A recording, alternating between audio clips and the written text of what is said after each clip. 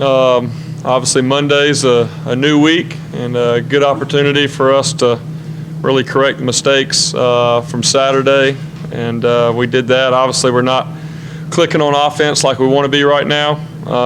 Going back watching the video, a lot of it is 10 guys doing the right thing and one guy making a mistake. And to be successful on offense at a high level, all 11 guys got to do their job, and that was kind of the story of the afternoon for us. I know the wide receivers had 8 drops, which is uncharacteristic for us. That cost us 178 yards. That's without any yards after the catch. If we just make those catches, that's 178 yards added to the offense, and it's a completely different picture. So that'll be a big thing. We'll be challenging those guys to get back to where they belong. And, then we had certain times where everything else was going well, and I know Deshaun had a few throws he'd like to have back. It just kind of weren't in sync. Then sometimes maybe everything else was lined up, and we let a guy get through there and get some pressure on Deshaun. So, there's plenty of stuff to correct from the video. The good news is all the mistakes are very easily can be corrected. It's different than maybe you're in a situation where you're not playing real well and you just don't think maybe that you're very good. I don't think that's the situation at all. I think it's more about how we're doing some things than what we're doing.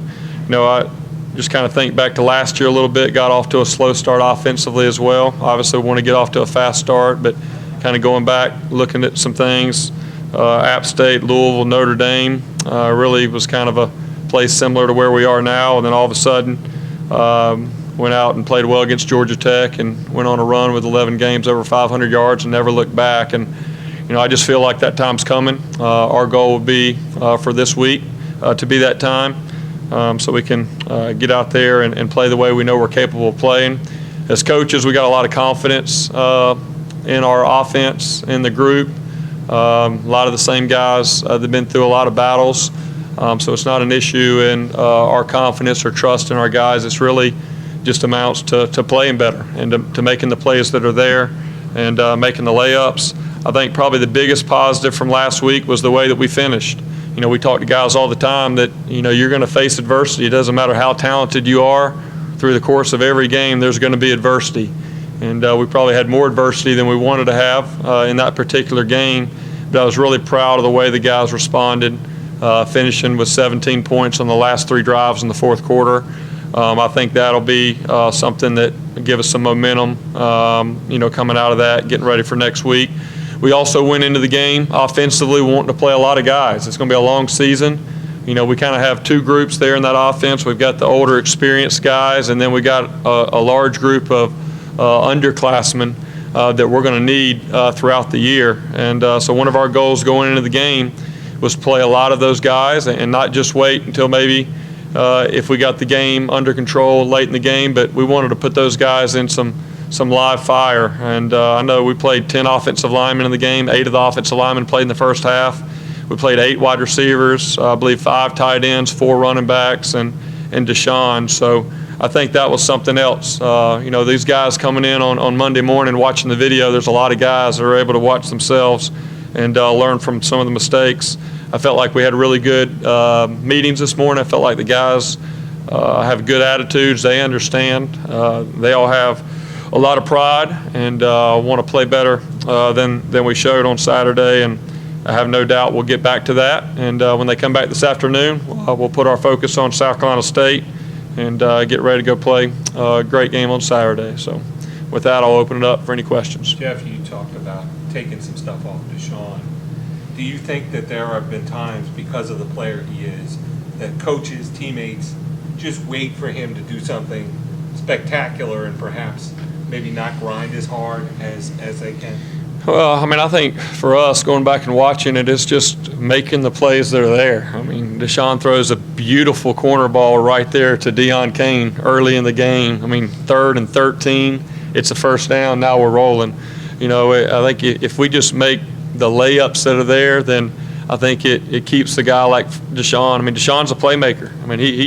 He wants to help his offense move the ball, and so it's easy as a playmaker to get frustrated when things aren't going real well and maybe try try a little too hard or do something else, play outside of yourself a little bit. And that's where, everybody's responsible, for our success or lack of success. And to me, I think it's just all of our guys around Deshaun doing the right thing. And then, he's got to play better as well. He had an opportunity on that first drive, to hit Jordan for a touchdown, just a little bit high, a little bit early. And, that happens early in the year. You just turn on football, and I don't care how long you practice in August and how much you practice in the spring and summer and all that. I mean, there's nothing like game day experiences. And, I think first two games we've had a season worth of experiences, things we can learn from that there's no question will help us as we go the rest of the year. But we definitely want to get that corrected here soon. Coach Sweeney told us last night that he was really surprised by all the mistakes and drops because he hadn't seen it in practice. Can you put your finger on what the difference is? Does it feel like they're pressing too hard? Deshaun just told us that he felt like they needed to start having more fun. Yeah, I think, to me, drops come from a lack of focus and intensity in both practice and games. And, we have, and that's the shame of it. It would be one thing if we've had a lot of drops in practice. We chart those every day and something we watch very closely. But, I made the comment to Coach Streeter maybe a week before the Auburn game that we were throwing and catching as well as we ever have in my 8 years at Clemson. And but again, there's a difference between doing it on the practice field and now getting out there on the game field and doing it. And so, I don't think it's an issue. I don't really have any guys that I'm concerned with that have trouble catching the ball just as a regular skill. I think it really comes down to the focus and being ready for their moment and not taking those things for granted. And I think that's really what we'll be focusing on this week. Deshaun just came in here and said that he felt he wasn't having fun. There was negative body language. He felt weighed down by a lot of this and the obligations that he has, and he's going to now try to embrace the opportunity. Have you noticed a different Deshaun? Because he said he talked to you and Dabo about trying to maybe have more fun and not be so bogged down by everything. Yeah, I think, anytime that you're a top player like Deshaun and like Wayne Gallman and Mike Williams and the other guys that we have on our team, their bar is set very, very high. And when you're not reaching that bar, then you're very disappointed. And it's not a lot of fun because where your line and your potential is. And when you're not hitting that, it gets frustrating. It gets frustrating for the players. It gets frustrating for the coaches. But our message to all those guys is, hey, leave all the stuff on the outside, outside of this building. When you come here, just go out, have fun, play the game, and don't put more pressure on yourself than's needed. And I think sometimes something you have to be careful when you have such a talented group of guys is sometimes there's a little bit of an attitude that they got to be perfect. And that we got to go down and, even though our goal is to go down and score every time that we have the ball, that's not realistic. That's not going to happen. And, they're still going to make mistakes. And it's how the type of attitude that you have, the way that you approach it, the way that you come back that next series that's going to really dictate how the rest of the game goes. And so that's, our message for Deshaun and really for our entire offense is, hey, we're playing maybe a little bit too tight and maybe trying not to make a mistake rather than be aggressive and just go out and let loose and have fun. And that's when we're at our best. And so we'll definitely look at that this week. You brought back so many pieces this year, basically the same offense. So a lot of film for defenses to break down and figure out. Do you feel like through the first 2 weeks maybe there is some of that defense that kind of figured out how to rotate some pressures and get to you a little bit? I really don't think it's what we're doing. Like I said, those 8 drops and 178 yards, that's not even including the overthrows and the things that we had. So really I look at it and say it's how we're doing what we're doing. But I will say this, I give Troy a lot of credit. They did a lot of things that they had not shown before. And, it was obvious that they've prepared for us in the offseason.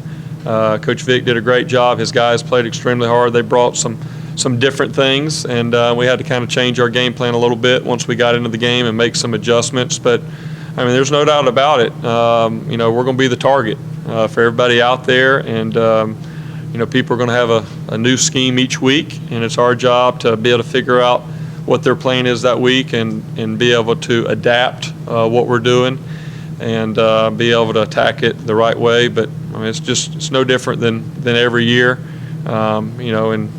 also it's early in the season. We've got a lot of games to go. There's certain things we want to do right now and certain things we don't want to do right now, and right now it's more about us executing and playing at a high level than it is tinkering with the schemes. Jeff, how's Ray Ray's attitude? He was pretty humbled after the game, talking to us. Have you seen signs he's gotten past what happened Saturday? Yeah, it's kind of strange. I think Coach Swining's the one that said it, that Ray probably had his best game of his career and his worst game of his career all in the same game.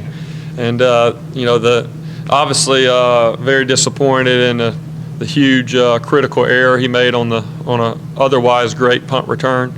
And, it's something, the thing that's frustrating for us as coaches is that's stuff that we've talked about before, and we've shown video and gone through that, but, it's something about it. They got to touch the stove themselves to be able for it really to sink in. But I'll tell you what I was most impressed with Ray is he really had two blunders early in the game. He let a punt go over his head that he should have fielded, and then the punt return where he pretty much took 7 points off the board for that critical error. But I felt like the way that he responded and the way he played the rest of the game showed me the maturity difference from last year to this year. I think Ray in that situation last year, I'm not sure if he would have recovered that game. It probably would have taken him another week or so. But he came back and he graded out highest of all the wideouts and ended up getting the offensive player of the game. And obviously his critical error was on special teams, so we didn't hold that against him on the offensive side. But he plays very fast offensively, and I was very pleased with what he did. And again, that's the things you're looking for early in the season is adversity. We're going to play. We still got a lot of really good teams left on our schedule, and it's not always going to go perfect. And can you respond? Can you put that behind you and go play and play at a high level? And I felt like he did after that mistake. Today in the meeting room, he seemed like himself. Yeah, all those guys, they were locked in. They were hungry, and I know they've all kind of talked to each other since the game, and they got a lot of pride, want to get right. Do you go in this week wanting to play a lot of players again, or do you want to keep the starters together to get that rhythm? Yeah, I think, we'll talk about it more as a staff as we get ready, but really I think we want to play some more guys again and give them some opportunities. Even if it's, DeAndre Overton played 6 plays. Those 6 plays were really big for him to get out there and see, and Cornell Powell played 10 plays. I mean, that's very valuable snaps, and so, I think it's good. It's only going to make us better as the year goes. I mean, there's going to be injuries that come up throughout the year, and, I'd hate to put out,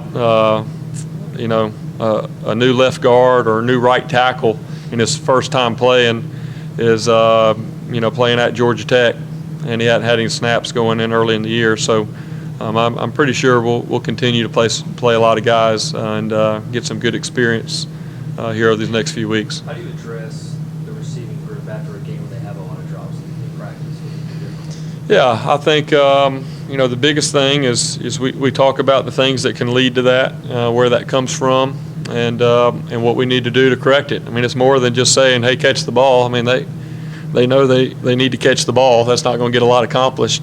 And so, where are these drops coming from? Maybe finding a few areas in practice where they need to focus a little bit better, and a few things technically that they can do, attacking the ball, not waiting on the ball to get into their body and things like that. But at the same time, you don't want to make a huge deal about it. It's kind of like a hitter that's in a slump. If you just beat them over the head with it 24/7, then, it's kind of, creates a negative image, and that's not what we want to do. We need to get better in that area, and I think the way they approach maybe a little bit better focus in practice, a little bit more intensity in practice and walkthroughs and meetings, all those little things add up, and that'll be what we'll be focusing on to get that corrected. Jeff, is the thinking on connecting on some of those deep balls, finishing those plays, that would then open up some of the running game, loosen up defense? Yeah, I think so. Defenses have to decide how they want to play us. We like to think about it as a slow death or a quick death. And if you want to take away the passing game, then it may be a slower death. We're going to run the ball, and eventually get down there. And if you want to take away the run, then we feel like we've got the ability to have explosive plays. I think Troy changed it up a little bit, have more guys in the box than maybe they had shown in the past. And so when they do that, it's time to throw the ball. And then their hope is you don't connect on the passes. And we kind of played into their hand, and obviously they did a lot where they deserve a lot of credit, but we also helped them a little bit with some of the drops and the missed opportunities. And so, it's not real complicated. Our guys know. We obviously want to run the ball when we want to and when we have to, and we want to be able to throw the ball when we want to and when we have to. But at the same time, some of these games early in the year are good opportunities maybe to really press on certain things that you want to do. Like I said, we got 8 wideouts out there playing, and there's a lot of chemistry and things that have to happen. And it's one thing for that to happen in practice. It's another thing for that to happen on the game field. And so that's one reason we wanted to give those guys a lot of opportunities and kind of see where we are. From a coaching standpoint, how do you address the enthusiasm and kind of getting that back in practice? I know you've done some kind of unconventional things like playing cornhole and Yeah. things like that. I think the cornhole's probably over for a little while. The biggest thing is, the fun's in the winning, and the fun's when you're moving the ball and having success. When Deion Kane catches that third down, all of a sudden we're having fun. 3rd and 13, got a conversion. Now it's first down at the 50. We're rolling. If Deshaun connects with Leggett there on that first touchdown, then we probably have a lot of fun that whole game. And so really just, the biggest thing is just for those guys to know, hey, we need to improve. We need to execute at a high level, but at the same time, you don't need to be playing with as much pressure on your shoulders and this feeling that we got to be perfect, because that's just not reality. You can look at, best teams in the country in the NFL, and, they're going to have adversity. They don't move down and score on every drive. And I think maybe some of the buildup on the outside was that it was going to go that way. As coaches, we didn't believe that because we knew, hey, it's a new year. It's a lot of news. We hadn't played in 8 months. We got to go out there and do it, and you got to develop that chemistry, and this is how it happens. You go through some adversity, and all of a sudden guys get a little bit more focused and get brought down just a little bit, and all of a sudden they get right back in the groove where they belong, and that's the confidence that we have of where we'll be here soon. Jeff, I know it's early and you guys are mostly in a cave this time of the year, but the ACC's had a pretty strong start. You and Florida State have wins over SEC teams. Louisville's 2-0. Miami's, doing well. Wake Forest is 2-0. Just things seem to be happening a little bit for the ACC. Is it too early to kind of jump on that bandwagon, or is it something that you've seen coming over the past couple of years? Yeah, I can remember, seems like 5 or 6 years ago, there was a lot of talk with the SEC and the ACC and recruiting. Was that going to be a big issue? And, I really think that the success that Florida State and Clemson has had over the last 5 years is, and Florida State winning a national championship, and then last year us playing in the national championship game, being very close. And then with the success that Louisville and a few of the other teams, North Carolina, has played at a high level here the last few years, I think a lot of that talk's kind of gone away a little bit. And, you just look right now, I guess 2 teams in the top 3 or top 4, I haven't looked at the latest polls, are, right here from the ACC. And so, I think, it really, to be honest, it hasn't been a big issue the last 4 or 5 years in recruiting. I can remember, when it was talked about, and, Coach Sweeney always did a great job. He had a lot of big points for the recruits where that maybe was brought up, but it really hasn't been a big topic or anything that we're worried about, to be honest. But, yeah, we're definitely pleased to see the success with ACC. Coach Hunter has had touchdowns in 4 straight games now. 3 of those have been long passes to the end zone. How much does having him start to do that really make this offense dangerous? This time last year, you lost Mike Williams, and you really didn't have a proven downfield threat, and now it seems like you've got an array of them. Yeah, there's no doubt. Hunter's made a bunch of big plays. It's kind of, Coach Sweeney used the analogy, we've been living and dying by the three-point shot. And, we're missing a lot of the layups. And when you do that, you have a chance to go cold one day and, not have a lot of success. And so, we want to be able to make all the layups and then have those three-pointers kind of come in and, balance us out a little bit later. But, yeah, Hunter, just every week he doesn't surprise us as coaches, the plays he makes. I mean, Deshaun's finding him. I mean, there's no doubt when Deshaun threw that ball that he had a lot of trust and faith in Hunter to be able to go make that play, and it was a spectacular play. You talk to players all the time, it's a game of inches, and you go take that video down, it's literally less than an inch where his foot's in bounds right there and then finish the ball to the ground. So I definitely think Hunter's doing a great job, and like I've said for a while, he's going to only get better. Hunter's thinking about the drop he had, probably more than he's thinking about that play, just because he wants to be as consistent as he possibly can. But I'm very pleased with what we've seen from Hunter these first two games. All right, thank you, everyone. All right, Scott. sure. Thanks, Jeff.